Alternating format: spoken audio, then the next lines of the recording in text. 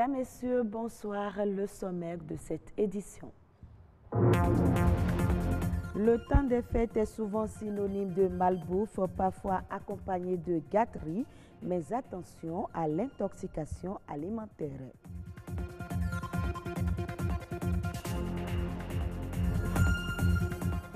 En cette période de fête, les enfants ont reçu des cadeaux, surtout les filles qui ont eu droit aux poupées. Les poupées, depuis leur invention, ont connu diverses modifications qui vont de leur forme à leur couleur. Faire connaître les humoristes béninois, c'est l'objectif du festival Place à l'humour. La deuxième édition a eu lieu à Cotonou.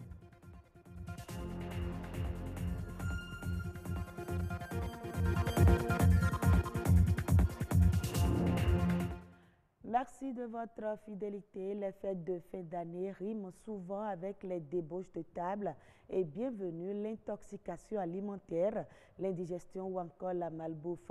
Que faire donc pour le bien manger, le bien boire, en somme pour une bonne diététique alimentaire? Suivant ce petit magazine signé Clotaire Awekou, Louis Koudogbo et Edmond Rumbo.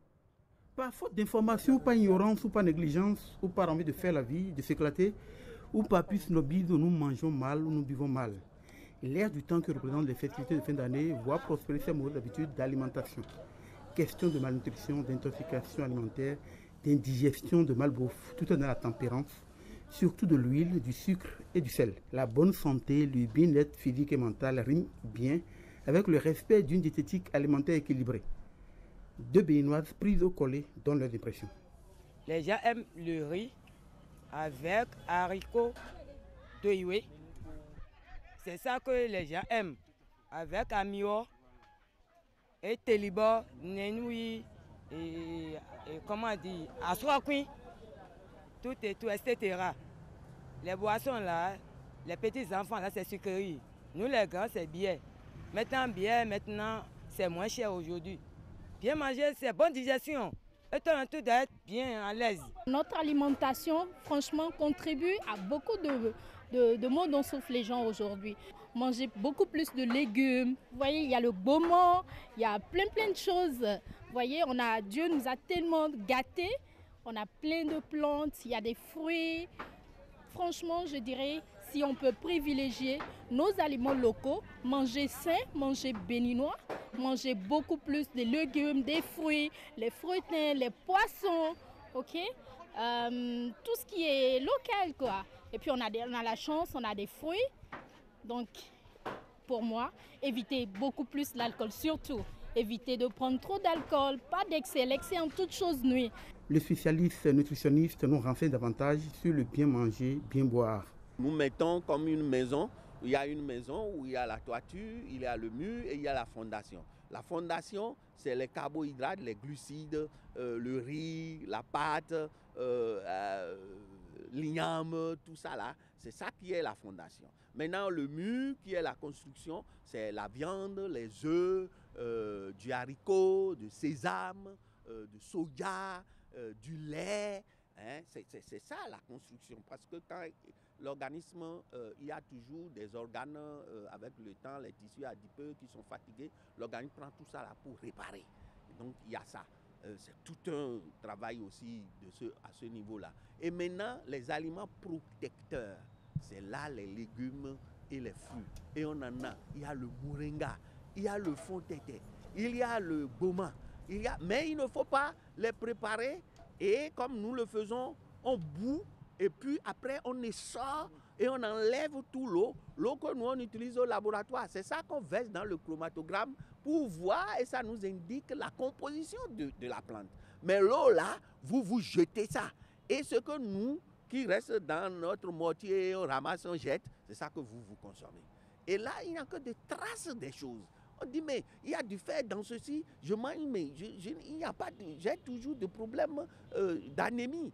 Et aussi, parce que quand vous consommez aussi ces feuilles, même normalement, il faut de vitamine C pour que le fer soit assimilé par l'organisme. Donc vous voyez que les vitamines C se trouvent dans les fruits. Donc vous devez ajouter en ce moment le fruit. Donc ce n'est pas un plaisir.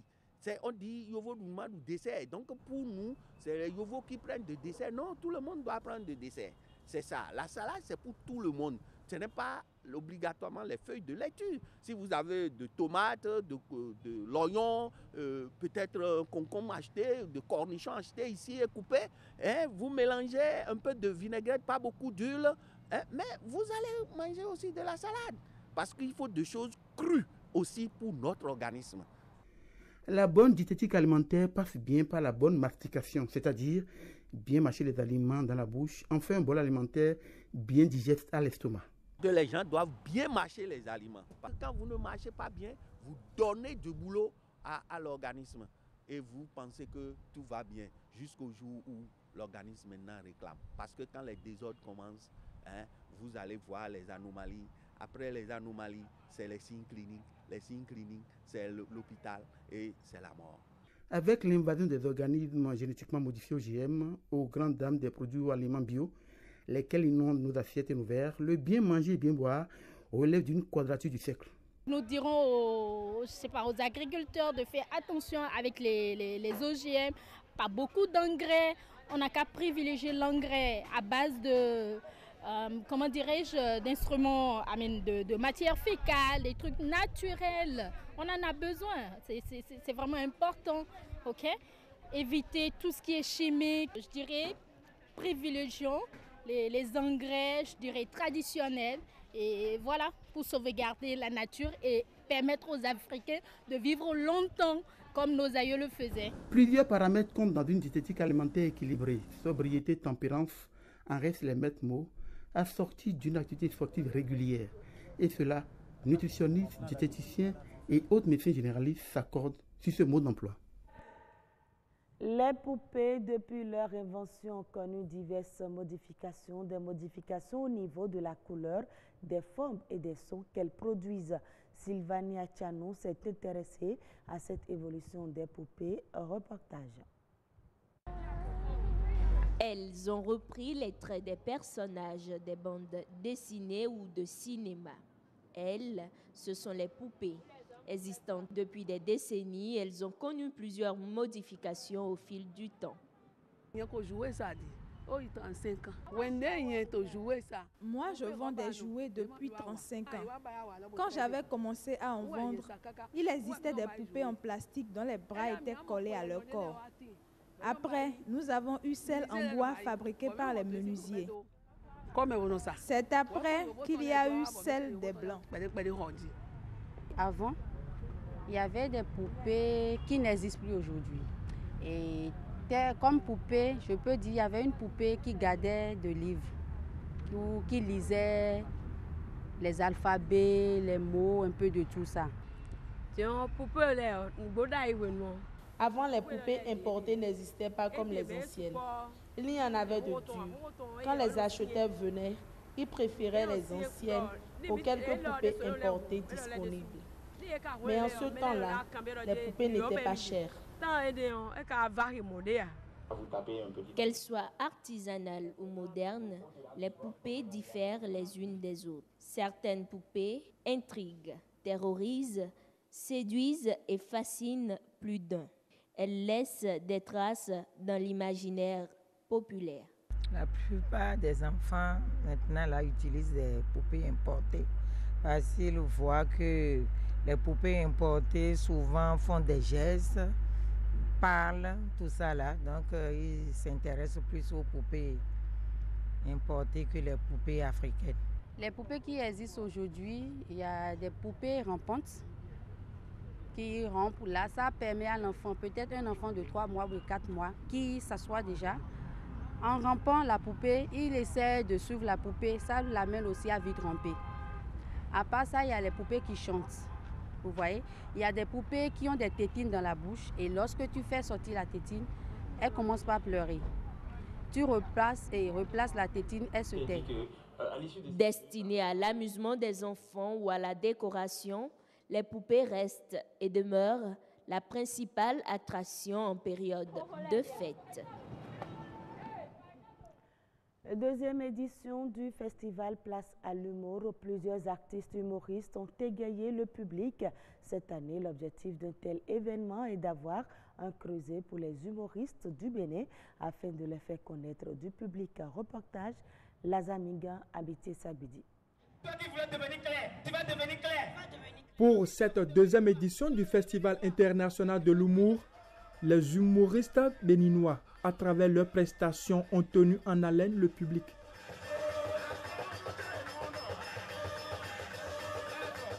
Si l'événement vient à point nommé pendant cette période de fête, c'est pour donner une visibilité aux artistes humoristes et faire découvrir les nouveaux talents. Au Bénin, nous avons constaté qu'il y a des artistes humoristes. Il y a des humoristes au Bénin, mais on ne les voit pas comme ça. Bien vrai, ils sont dans leur coin.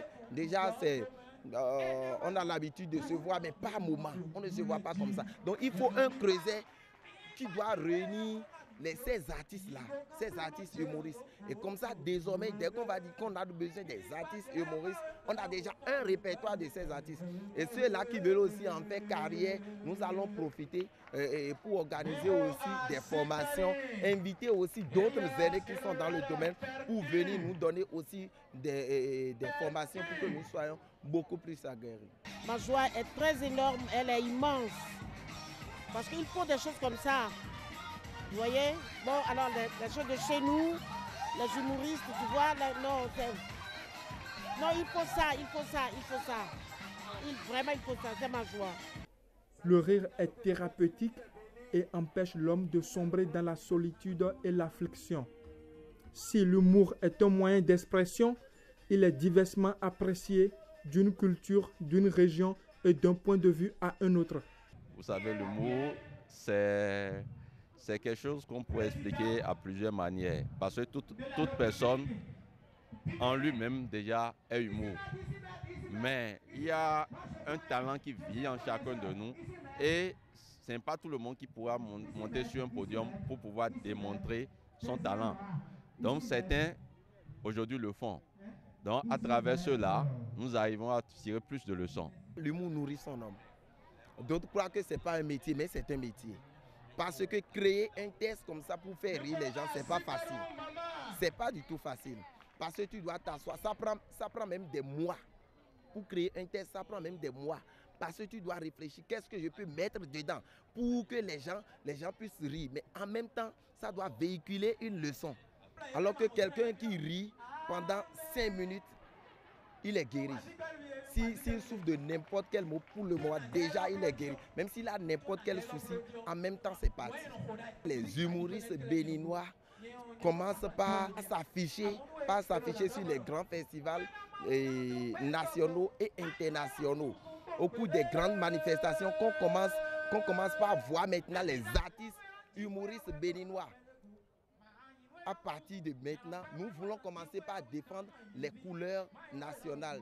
À travers cette édition du festival Place à l'humour, les emplois du logo en dit long. C'est un cachet particulier dédié aux enfants pour leur mettre la joie au cœur. C'est bon et il est bon de faire quelque chose aux enfants à la fin de l'année comme ça pour leur donner un soulagement. Et ça fera plaisir aux enfants comme on leur fait du spectacle comme ça là. Ça va les faire sourire quoi. C'est pour les enfants, il y a plein d'enfants ici. Hein? Et comme certains adultes sont là, c'est la bonne période pour les enfants. On ne peut pas mieux souhaiter. C'est leur fête, les parents doivent pouvoir les accompagner. L'humour comme un mode de détente favorise le bien-être. Envisagé dans son rapport à la blague ou à la plaisanterie, il est une façon de créer des liens et de donner un sens à la vie humaine. L'Ouganda reporte à 2022 le lancement de sa production pétrolière ces dernières semaines. Des rumeurs dans la presse évoquaient 2021 pour le démarrage de l'extraction d'huile. Ce report est dû à un retard pris par les partenaires dans la prise de décision finale d'investissement. pour le développement des champs pétroliers. Les autorités ougandaises estiment désormais que la décision finale d'investissement, qui a aussi été retardée, pourrait être prise au cours du premier trimestre de l'année prochaine. Pour ce qui est de la raffinerie, elle entrera en service en 2023. En Tunisie, les licences 5G seront probablement lancées en 2021. Une fois ces licences mises sur le marché, le gouvernement tunisien devrait faciliter leur acquisition par les opérateurs en étalant le paiement. Les différentes autorités publiques intervenant dans le secteur des télécommunications sont invitées à donner les moyens au pays afin d'être prêts pour cette révolution technologique. En attendant que les recherches s'achèvent au niveau mondial et que les licences soient disponibles au niveau national, les opérateurs plutôt télécoms ont déjà pris de l'avance en mettant à l'épreuve leurs capacités techniques à accueillir cette technologie de pointe. Et c'est la fin de ce journal. Très bonne suite de nos programmes. Merci beaucoup à vous, Amadine Niambossou, pour la présentation du journal. L'information s'est élargie cette fois-ci sur la toile avec Fulgensia, avec Fulgensia Routondi pour l'Actu Web.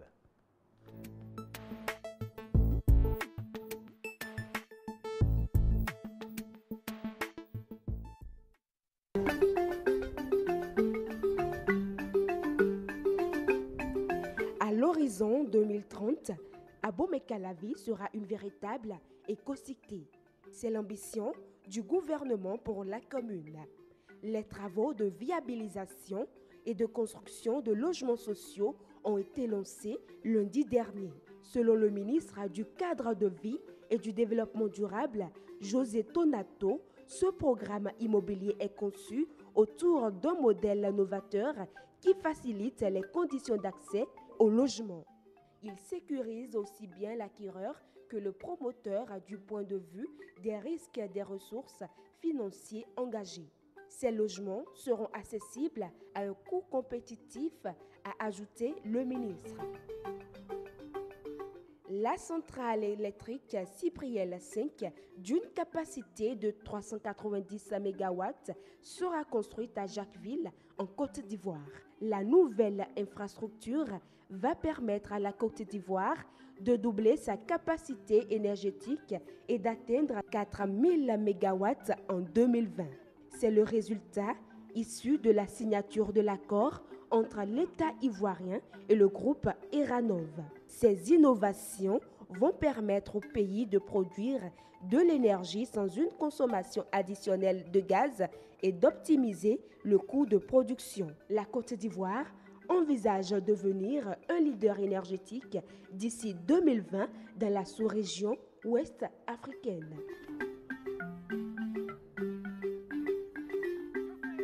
23 millions de dollars est le seuil de capital minimum dont disposent les institutions financières au Rwanda. Cette mesure concerne les banques commerciales, les banques de développement et les compagnies d'assurance. Le seuil des banques de développement va passer de 3 milliards à 50 milliards de francs rwandais. Ces institutions financières ont un délai de 5 ans pour régulariser leur situation.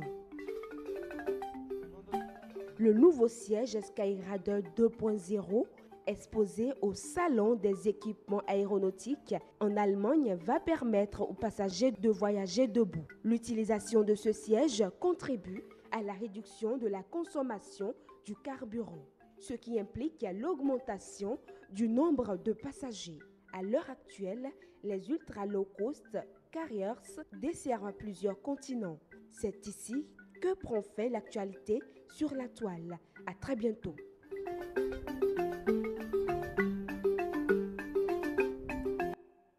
Merci Fulgensia Routondi. À très bientôt. La suite du grand rendez-vous, c'est l'appel juste à la météo pour une dernière fois avant de partir.